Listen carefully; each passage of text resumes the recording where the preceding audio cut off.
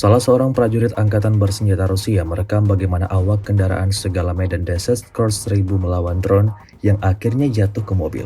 Rekamannya ramai beredar di media sosial Telegram pada Rabu 25 September 2024. Pengemudi dan penumpang kendaraan segala medan Desert Cross 1000 Rusia melihat drone FPV musuh mendekati mereka.